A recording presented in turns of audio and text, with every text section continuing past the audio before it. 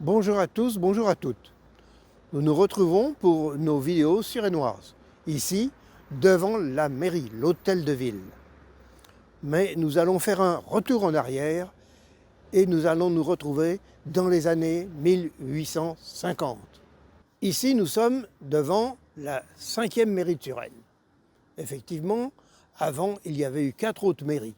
La première, celle de Bougot, sous la Révolution, devant pratiquement la maison où se trouve le Crédit Lyonnais. Une deuxième mairie qui se trouvait place du Général Leclerc.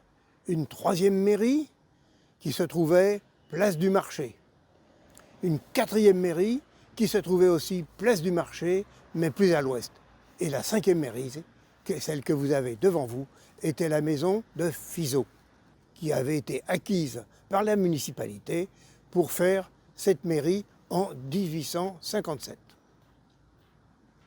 Or, à la suite de l'élargissement de la rue des Bassins de Richemont, la maison fut coupée en deux et elle devint beaucoup trop petite. Il fallut chercher un autre emplacement pour construire une nouvelle mairie. Ainsi, 1885 fut une année cruciale. La municipalité en place dut se décider pour le choix d'un terrain pour construire cette mairie. Un concours d'architecture fut ouvert et une bonne soixantaine de projets furent présentés au jury présidé par Garnier, l'architecte de l'Opéra. Bréasson remporta ce concours avec la mairie que nous voyons aujourd'hui.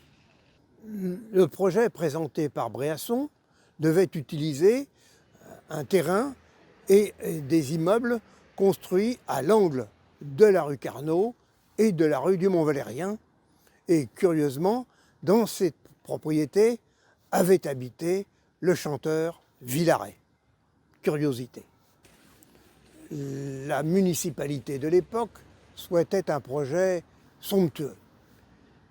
On peut remarquer que toutes les mairies construites pratiquement à cette époque, en fin du 19e, font appel à la même architecture.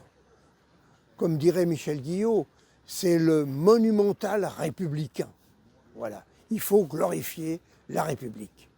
L'architecte, Bréasson, donc, a déjà travaillé dans d'autres projets et on peut remarquer qu'ils sont très similaires. En particulier, la mairie de Château-Thierry